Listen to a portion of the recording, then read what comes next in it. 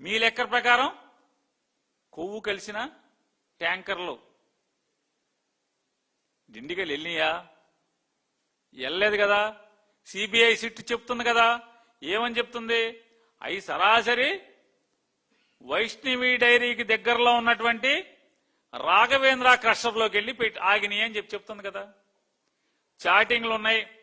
చాటింగ్లన్నీ కూడా మొత్తం బయటికి తవ్వి తీశాం. అలాగే ఎవడెవడు ఆ క్రషర్లో పెట్టాడో తీసుకెళ్లి అవి పార్క్ చేశాడో, మళ్ళీ కొన్నాళ్ల తర్వాత వాటిని తెచ్చి వైష్ణవి డైరీలో లోపలికి తీసుకొచ్చి వైష్ణవి డైరీలో ఉన్నటువంటి సైలోజుల్లో ఇదంతా నింపి మళ్ళీ దాన్ని తీసుకొచ్చి తిరుమల వైష్ణవి డైరీ పేరు మీద అదే నెయ్యిని తీసుకొచ్చి అమ్మారా? అమ్మలేదా? మీరు కొనేశారు కదా. మీరు శ్యామలరావు గారు, పవన్ కళ్యాణ్ గారు, చంద్రబాబు నాయుడు గారు, మీరు పవన్ కళ్యాణ్ గారు, నారా లోకేష్ నాయుడు గారు, బిఆర్ నాయుడు గారు, శ్యామలరావు గారు కలిసి ఆ నెయ్యిని కొనుక్కున్నారు. ఏది? పంది కొవ్వు, గొడ్డు కొవ్వు లేదా చేప కొవ్వు కలిసింది అని చెప్పి మీరు వెనక్కి పంపించినటువంటి ఆ లారీలు సిబిఐ ఛార్జ్ షీట్ లో పేర్కొన్నట్టుగా సరాసరి వైష్ణవి డైరీ పేరు మీద మళ్ళీ మీకు వచ్చినాయి కదా. మీరు వాడేశారు కదా. భక్తులకి లడ్డూలు తయారు చేసి పెట్టేశారు కదా. అసలు మీరు జూలై 6వ తారీఖున శాంపిల్ తీశారు, జూలై 12వ తారీఖున శాంపిల్ తీశారు. అప్పుడు ఎవడు ముఖ్యమంత్రి? ఎవడు? ఎవరన్నా? ఉప ముఖ్యమంత్రి ఎవడు? మీ ఇద్దరే కదా. ముఖ్యమంత్రిగా నారా చంద్రబాబు నాయుడు గారు, ఉప ముఖ్యమంత్రిగా పవన్ కళ్యాణ్ గారు. మీరు ప్రభుత్వంలో ఉండగా మీరు 2వ సంతకం చేసినటువంటి ఈవో శ్యామలరావు గారు ఈవోగా ఉండగా ఆ లారీ వస్తే దాన్ని జగన్మోహన్ రెడ్డి గారికి అంటగడతారు.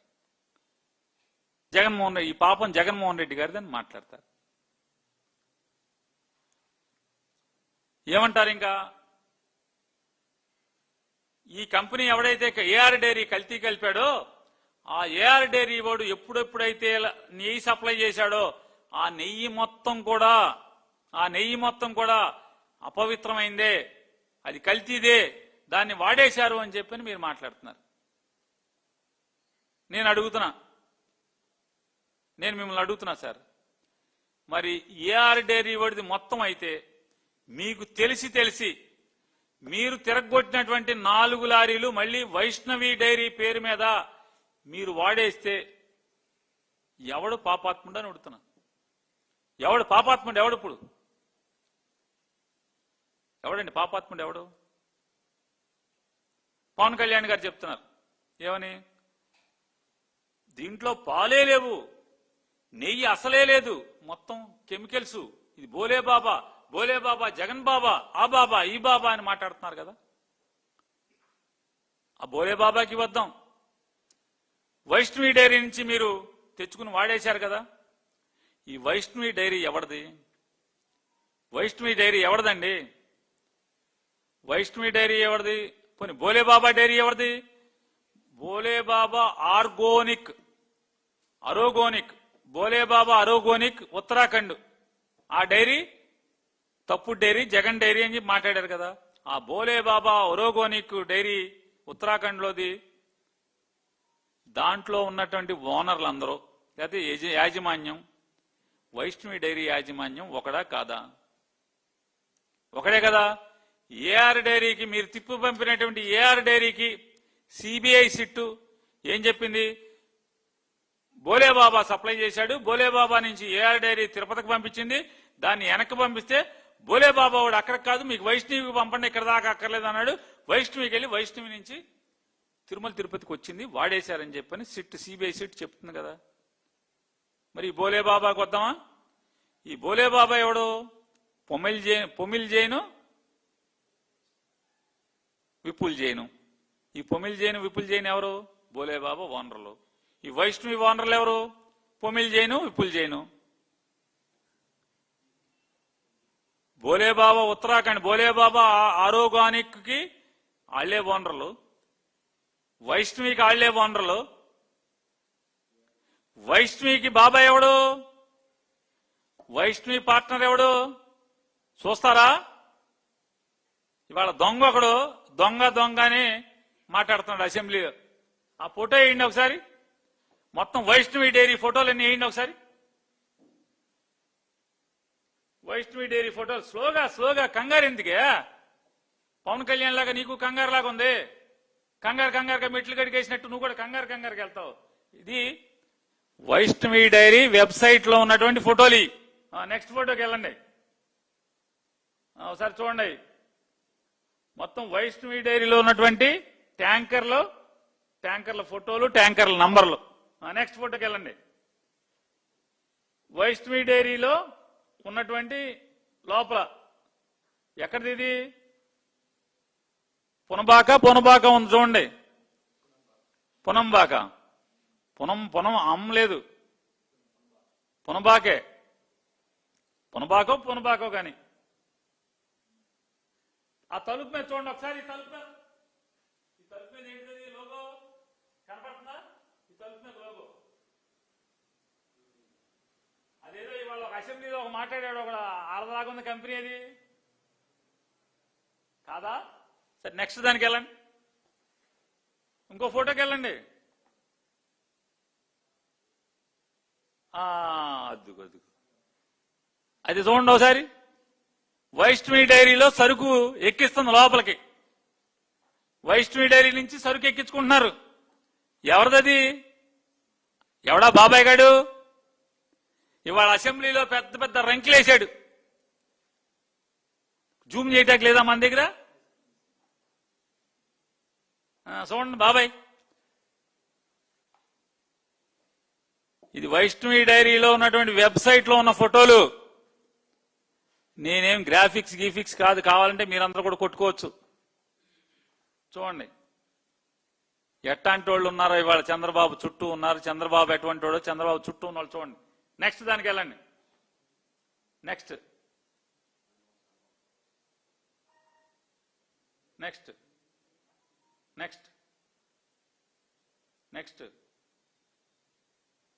తలుపులు ఉన్నాయి కదండి,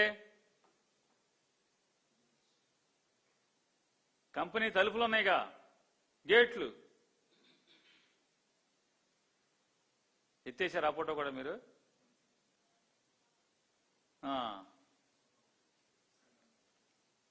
ఏదైతే 4 ట్యాంకర్లు ఏఆర్ డైరీ సప్లై చేసిన 4 ట్యాంకర్లు వెనక్కి వెళ్లి మళ్లీ దాంట్లో సైలోసుల్లో నింపి మళ్లీ తిరుపతి శ్రీవారికి 4 కల్తీ నెయ్యి, ఏదైతే కల్తీ నెయ్యి అంటున్నారో లేకపోతే కొవ్వు నెయ్యి అంటున్నారో అది సప్లై చేసేశారో ఆ డైరీ చూడండి. ఈ తలుపు మీద ఎవడ? ఆ తలుపు మీద వైష్ణవి బొమ్మ. ఈ తలుపు మీద ఈ బొమ్మ ఎవరిది? బాబాయిది. చూడండి వీళ్ళ అక్రమ సంబంధాలు, వీళ్ళ మాఫియా బుద్ధులు, దుర్మార్గందరూ వీళ్ళయి జగన్మోహన్ రెడ్డి గారికి సంబంధం అంటారు. వీళ్ళని ఏమనాలి? ఇప్పుడు ఏం చేయాలి వీళ్ళని చెప్పండి. వీళ్ళందరూ హిందువులేగా, ఏం చేస్తున్నారు దేవుడికి? ఇది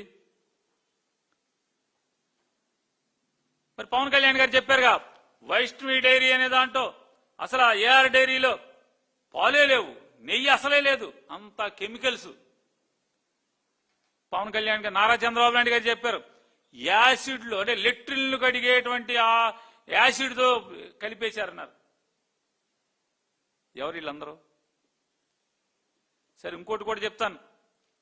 ఈ వైష్ణవి డైరీ లేదా భోలేబాబా డైరీ, పొమిల్ జైను, విపుల్ జైను, వీళ్ళిద్దరికీ హెరిటేజ్ లో వాటాలు ఉన్నాయా లేవో చెప్పమని అడుగుతున్నాను.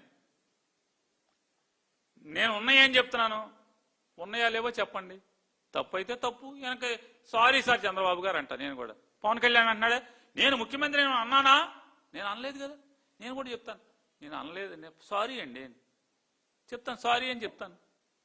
ఈ పొమిల్ జైన్, విపుల్ జైన్, భోలేబాబా డైరీ, భోలేబాబా ఆర్గానిక్, అలాగే వైష్ణవి డైరీ, ఈ రెండిటి యొక్క యాజమాన్యం పొమిల్ జైన్, విపుల్ జైన్, వాళ్ళకి హెరిటేజ్ లో ఇన్వెస్ట్మెంట్స్ ఉన్నాయా లేవా చెప్పే ధైర్యం ఉందా మీకు లేదా? లేదా? సరే భగవంతుడు ఉన్నాడు, పర్లేదు, కలియుగ దైవం ఉన్నాడు కదా. ఇక ఏఆర్ డైరీ గురించి కూడా చాలా మాట్లాడారు. ఏమని? భోలే బాబా అని సిఎఫ్టిఆర్ఐ అంటే మైసూరుకు సంబంధించినటువంటి సిఎఫ్టిఆర్ఐ రిపోర్ట్ ఒకటి వచ్చింది. ఆ రిపోర్ట్లో భోలే బాబా తప్పు వచ్చింది కాబట్టి దాన్ని పక్కన పెట్టేసేసి వెంటనే చంద్రబాబు నాయుడు గారు మాట్లాడేది అసెంబ్లీలో, ఏఆర్ డైరీని వైష్ణవి డైరీని పిలుచుకుని మ్యాచ్ ఫిక్సింగ్ చేసి మాల్గంగాని వీళ్ళందరితో సప్లై చేశారు అని మాట్లాడారు. నేను అడుగుతున్నా, ఏఆర్ డైరీ అనేది జగన్ గారికి దగ్గర, చంద్రబాబు నాయుడు గారికి దగ్గర, ఎవరికి దగ్గర? చంద్రబాబు నాయుడు గారు మీకు నిజంగా అంతరాత్మ అనేది ఉంటే, మీరు శ్రీ వెంకటేశ్వర స్వామి కనుక మీరు నమ్మేవాళ్ళు అయితే, నిజంగా దేవుడి పట్ల మీకు అంత అపారమైన భక్తి ఉంటే, ఏఆర్ డైరీ ఓనర్ అయిన రాజు రాజశేఖర్ పరిచయం ఉన్నాడా లేడా? ఎప్పుడు కలిశారా, కలవలేదా? డిండిగల్లో హెరిటేజ్కి ఒక ఫ్యాక్టరీ ఉంది కదా, డిండిగల్లో హెరిటేజ్ కంపెనీకి ఒక ఫ్యాక్టరీ ఉంది కదా, పాల ఫ్యాక్టరీ. ఆ ఫ్యాక్టరీని కట్టించింది ఎవడో దగ్గరుండి? ఎవడు కట్టించాడంటున్నా? గుర్తుందా? చంద్రబాబు నాయుడు గారు గుర్తుందా? డిండిగల్లో హెరిటేజ్ ఫ్యాక్టరీని ఎవడు కట్టించాడో గుర్తుందా? గుర్తుకొచ్చాడా రాజశేఖర్ గుర్తు రాలేదా? భగవంతుడు ఉన్నాడు, ఏం పర్లేదు. అలాగే ఆయన మాట్లాడారు. ఏమని మాట్లాడారంటే, నిబంధనలన్నీ సడలించారు, నాణ్యతా ప్రమాణాలను తగ్గించారు అని నారా చంద్రబాబు నాయుడు గారు పెద్ద స్టేట్మెంట్ ఇచ్చారు అసెంబ్లీలో. నేను అడుగుతున్నాను, ఈ ఫైల్స్ ముందే డైరెక్ట్ గా మీరు రాసే దమ్ము ఉంటే, చూపించే సత్తా ఉంటే మీడియా మొత్తానికి చూపించండి. మొత్తం అసలు జగన్ గారి గవర్నమెంట్ లో నిబంధనలు సడలించారు అంటే ఎప్పుడు సడలించారు? ఆ సడలించటానికి దానికి ముందు చరిత్ర ఏంటి, దాని నేపథ్యం ఏంటి, దాని తర్వాత నిబంధనలు మళ్ళీ టైటన్ చేసింది ఎప్పుడు, మళ్ళీ కట్టడి చేసింది ఎప్పుడు? అంతా జగన్ గారి గవర్నమెంట్లోనే. జగన్ గారు ఏ నిబంధనలు అయితే పొందుపరిచాడో మళ్ళీ, అంటే జగన్ గారి ప్రభుత్వంలోని టీటీడీ పాలక మండలి ఏ నిబంధనల మేరకు మార్పులు చేసి నిబంధనలు కఠినతరం చేశారో, ఇవాళకి అదే నిబంధనలు ఉన్నాయి కదా, నువ్వేమన్నా మార్చావా అని అడుగుతున్నాను. జగన్ గారి గవర్నమెంట్ లో ఉన్నటువంటి టీటీడీ పాలక మండలి ఏర్పాటు చేసిన నిబంధనల మేరకే నెయ్యి కొనుగోలు చేస్తున్నారు, టెండర్లు పిలుస్తున్నారు కదా. ఇక సరళీకృతం చేశారని చెప్పి మాట్లాడారు. సరళీకృతం ఎందుకు చేశారు? పర్చేజ్ కమిటీలో ఉన్నటువంటి సభ్యులు, నెయ్యి కొనుగోలు కమిటీలో ఉన్నటువంటి సభ్యులు, అసలు కాంపిటీషన్ జరగట్లేదు. అతి తక్కువ మంది అసెంబ్లీలో మీ ఎమ్మెల్యేలు, మీ మంత్రులు చెప్తున్నారు 32వ పేజీ, 35వ పేజీ, 21వ పేజీ, 44వ పేజీ అని. మేము కూడా చెప్తాం కదా, సీట్ చెప్పిందని చెప్తున్నారు కదా, అందరూ మీ వాళ్ళే చెప్తున్నారు కదా. మరి మీరు గెలవగానే, మీరు ముఖ్యమంత్రిగా 2024లో గెలవగానే జూన్లో సిఎఫ్టిఆర్ఐ రిపోర్ట్ని మేము చూశాము. ఆ రోజు సుబ్బారెడ్డి, ఆ రోజు ధర్మారెడ్డి దీన్ని తొక్కిపెట్టారు. వారు గనక దాని మీద చర్య తీసుకుంటే గనక వాళ్ళ నిబద్ధత బయటకు వచ్చేది, వాళ్ళ నిరూపించుకునేవాళ్ళు అని చెప్పి మాట్లాడుతున్నారు కదా. మరి మీ నిబద్ధత ఏమైంది అని అడుగుతున్నా. 2024 జూన్లో మీరు ప్రమాణ స్వీకారం చేశారు. జూన్లోనే కొండ మీదకి వెళ్ళి నేను ప్రక్షాళన చేస్తాను తిరుపతిని అన్నారు. సిఎఫ్టిఆర్ఐ రిపోర్ట్ గురించి కూడా మాట్లాడారు. మరి సిఎఫ్టిఆర్ఐ రిపోర్ట్ లో ఉన్నటువంటి premier dairy, alpha dairy, మాల్గంగా dairy, Vaishnavi dairy, ఈ డైరీలు కూడా రిపోర్ట్ లో ఉన్నాయి కదా అని చెప్తున్నారు కదా. మరి మీరు ముఖ్యమంత్రిగా అయిన తర్వాత మీరు ప్రమాణ స్వీకారం జూన్లో చేశారు. ఆల్ఫా డైరీ, మాల్గంగా డైరీ 2024 నవంబర్ దాకా నెయ్యి సప్లై చేసింది కదా. సిఎఫ్టిఆర్ఐ రిపోర్ట్ లో కల్తీ నెయ్యి సప్లై చేస్తున్నారు అని చెప్పని రిపోర్ట్ ఉందని మీరు చెప్తున్నారు. ఆ రిపోర్ట్ లో ఉన్నటువంటి ప్రీమియర్ డైరీ, ఆ రిపోర్ట్ లో ఉన్నటువంటి ఆల్ఫా డైరీ, ఆ రిపోర్ట్ లో ఉన్నటువంటి మాల్గంగా డైరీ అంటే జనవరి 25, 2025 జనవరి దాకా ప్రీమియర్ డైరీ మీకు సప్లై చేసింది కదా. 2024 నవంబర్ దాకా మాల్గంగా, ఆల్ఫా సప్లై చేసినాయి కదా. మరి మీ నిబద్ధత ఏమైంది? వెంటనే మీరు ప్రమాణ స్వీకారం చేయగానే సిఎఫ్టిఆర్ఐ రిపోర్ట్లో ఏముందో ఆ రిపోర్ట్ ప్రకారం మీరెందుకు చర్యలు తీసుకోలేదు? సరే, మీ కథకే వద్దాం. సుబ్బారెడ్డి గారు లేకపోతే ధర్మారెడ్డి గారు పట్టించుకోలేదు. నిబద్ధత లేదని మీరు చెప్తున్నారు వాళ్ళకి. మరి మీకు నిబద్ధత ఉంది కదా, అపారమైన భక్తి ఉంది కదా, దేవుడు అంటే పడిసేస్తారు కదా మీరు. మరి సిఎఫ్టిఆర్ఐ రిపోర్ట్లో ఉన్నటువంటి alpha dairy, Mal Ganga dairy, premier డైరీని 2025 జనవరి దాకా కొనసాగించారు కదా, ఎందుకు సప్లైలు తీసుకున్నారు చెప్పండి? సిట్లో ఉంది కదా ఇవన్నీ.